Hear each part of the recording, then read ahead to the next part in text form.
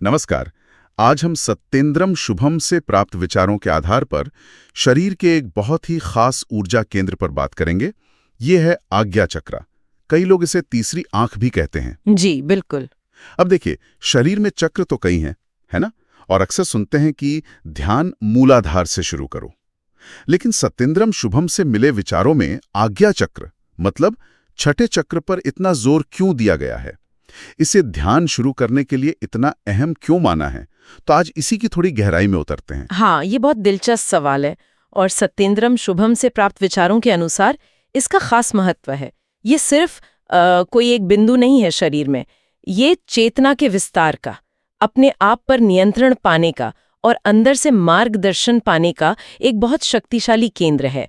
तो उनकी दृष्टि से इसे समझना महत्वपूर्ण है। बिल्कुल। तो सबसे पहले ये होता कहाँ है, आज्ञा चक्र? और ये जो बात है कि ये अंतिम चक्र है, सहस्रार भी तो है। हाँ, देखिए, इसकी जो जगह है वो हमारी भौं के बीच का जो स्थान है ना, भ्रूमध्य, उसके ठीक पीछे मस्तिष्क के अंदर की तरफ, रीढ़ की हड्डी जहाँ खत्म होती है बिल्कुल उसके शीर्ष पर। रीढ़ की हड्डी जहाँ खत्म होती है बिल्कुल उसके शीर्ष पर। इसे पारंपरिक रूप से छठा और क्रियाशील चक्रों में अंतिम माना गया है। सहस्रार, जैसा आपने कहा, वो एक अवस्था है, एक अनुभव है, चक्र से भी परे। और सत्येंद्रम शुभम के विचारों में यहाँ से ध्यान शुरू करना काफी स्वाभाविक भी बताया गया है, क्योंकि अक्सर जब हम आंखें बंद करते हैं तो ध्यान अपने आप ही इसी तरफ खिंचता है ना? हाँ, ये तो होता है जी। और सत्येंद्रम शुभम के अनुसार शुरू में इसका जो सटीक बिंदु है वो शायद एकदम से महसूस ना हो। इसलिए वो कहते हैं कि पहले इसके पूरे क्षेत्र पर, जिसे वो क्षेत्रम कहते हैं, उस पर ध्यान टिकाना चाहिए। और लगातार अभ्यास से शायद 2 महीने भी लग सकते हैं, वो खास बिंदु अपने आप साफ होने लगता है। इसमें थोड़ा धैर्य चाहिए। अच्छा, आपने कहा केंद्र, तो क्या यहाँ कुछ मिलता भी है? जैसे नदियों का संगम होता है, ऊर्जाओं का संगम? हाँ, बिल्कुल सही समझा आपने। ये तुलना बहुत अच्छी है। सत्येंद्रम शुभम से प्राप्त विचारों के अनुसार ये एक बहुत महत्वपूर्ण जंक्शन है। यहाँ 3 मुख्य ऊर्जा धाराएं, जिन्हें नाड़ी कहते हैं, वो मिलती हैं। ईड़ा नाड़ी, जो बाईं नासिका से जुड़ी है, पिंगला, जो दाहिनी नासिका से, और सुषुम्ना, जो मध्य मार्ग है, जो तब सक्रिय होती है जब सांस दोनों तरफ बराबर चले। तो जैसे प्रयागराज में गंगा, यमुना और सरस्वती मिलती हैं, वैसे ही यहाँ इन 3 ऊर्जाओं का मिलन होता है। ये एक त्रिवेणी संगम है शरीर के अंदर।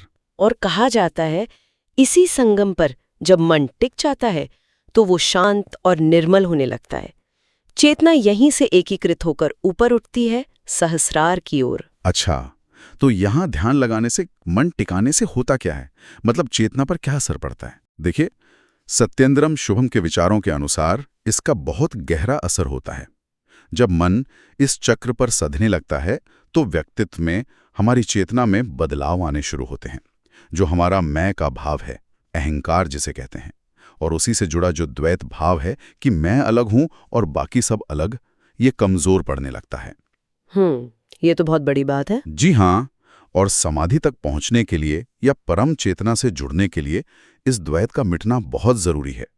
सत्येंद्रम शुभम से प्राप्त विचारों के अनुसार यहीं पर आज्ञा चक्र में ही साधक को अद्वैत की, मतलब नॉन डुअलिटी की पहली झलक मिल सकती है, ब्रह्म का पहला स्पर्श। और ध्यान दीजिए, यहाँ चेतना खत्म नहीं होती, बल्कि फैलती है, उसका विस्तार होता है, व्यक्तित्व की सीमाएं टूटती हैं। अच्छा। स्थायी अनुभव तो सहस्रार का है, पर यहाँ उसकी आहट मिलने लगती है। और इसे गुरु चक्र और तीसरी आंख भी कहते हैं ना, इसका क्या मतलब है? गुरु चक्र क्यों? हाँ, इसके ये नाम भी बहुत महत्वपूर्ण है। देखिए, आज्ञा का मतलब ही होता है आदेश या कंट्रोल। यह हमारे सूक्ष्म शरीर का एक तरह से कमांड सेंटर है। ज्योतिष में से बृहस्पति ग्रह से जोड़ा गया है और बृहस्पति देवताओं के गुरु माने जाते हैं, इसलिए इसे गुरु चक्र भी कहते हैं। सत्येंद्रम शुभम के अनुसार यह भी माना जाता है कि गुरु इसी केंद्र के माध्यम से शिष्य के साथ सूक्ष्म स्तर पर जुड़ते हैं, मार्गदर्शन देते हैं। और जब ध्यान बहुत गहरा हो जाता है ना, जब बाहर की दुनिया एकदम शांत लगती है, एक शून्य सा बन जाता है, तब कहते हैं इसी केंद्र से अंदर के गुरु की आवाज सुनाई देती है, सहज ज्ञान मिलता है। और तीसरी आंख, ये नाम क्यों? तीसरी आंख इसलिए क्योंकि ये हमारी इन 2 भौतिक आंखों की तरह बाहर नहीं दिखती, ये अंदर की ओर देखने की क्षमता देती है। चेतना के सूक्ष्म आयामों को समझने की क्षमता, अंतर्ज्ञान पाने की क्षमता। इसीलिए इसे ज्ञान चक्षु या अंतर्ज्ञान चक्षु भी कहते हैं। सत्येंद्रम शुभम से प्राप्त विचारों में एक बात यह भी आती है कि शायद स्त्रियों में ये पुरुषों की अपेक्षा स्वाभाविक रूप से ज्यादा सक्रिय होता है। शायद इसीलिए वो ज्यादा संवेदनशील होती हैं।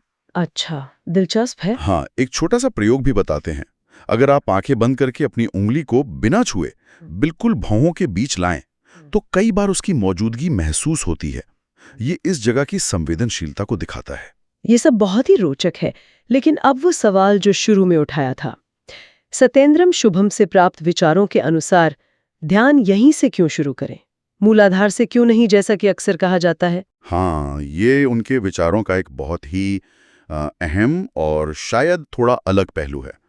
उनका तर्क ये है कि हमारे जो निचले चक्र हैं, जैसे मूलाधार, स्वादिष्ठान वगैरह, उनमें हमारे कई जन्मों के संस्कार जमा होते हैं, अच्छे भी बुरे भी, कर्मों के बीच।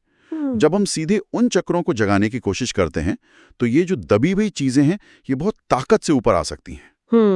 और हर कोई मानसिक और भावनात्मक रूप से इनसे जूझने के लिए तैयार नहीं होता। ये प्रक्रिया मुश्किल हो सकती है या असंतुलन पैदा कर सकती है। अच्छा, तो ये एक तरह से सेफ्टी का मामला है। बिल्कुल। सतेंद्रम शुभम के अनुसार इसीलिए पहले आज्ञा चक्र पर ध्यान करके मन को शुद्ध करना, स्थिर करना और शक्तिशाली बनाना ज्यादा सुरक्षित है, ज्यादा प्रभावी है। जब मन यहां सध जाता है, शांत हो जाता है, तब साधक नीचे के चक्रों से उठने वाली ऊर्जाओं को या उन संस्कारों को बेहतर तरीके से समझ पाता है, संभाल पाता है। एक तरह से समझिए, पहले कंट्रोल रूम को अपने वश में करना, फिर बाकी मशीनरी को देखना। इसीलिए वो ध्यान शुरू करने के लिए आज्ञा चक्र को प्राथमिकता देते हैं। समझ गया। तो ये बहुत ही तार्किक बात लगती है। सत्येंद्रम शुभम से प्राप्त इन विचारों से साफ है कि आज्ञा चक्र सिर्फ कोई एक बिंदु नहीं है। ये तो चेतना को साफ करने, स्थिर करने, अंदर से मार्गदर्शन पाने और ऊंची आध्यात्मिक अवस्थाओं का दरवाजा है। यहाँ मन को साधने से पूरी यात्रा आसान और सुरक्षित हो सकती है। जी बिल्कुल। यहाँ मन को साधने से एक मजबूत नींव बनती है और ये हमें एक विचार के साथ छोड़ जाता है। सोचिए, अगर हम अपनी रोजमर्रा की जिंदगी में बिना किसी खास ध्यान साधना के भी बस दिन में कुछ पल के लिए अपनी जागरूकता को, अपने ध्यान को हौले से इस भ्रूमध्य बिंदु पर ले आएं, तो क्या हमारी चेतना में, हमारी सोच में, हमारी अंदर की शांति में कोई छोटा सा सकारात्मक बदलाव महसूस हो सकता है? सोचने वाली बात है। जी। इस पे मनन किया जा सकता है।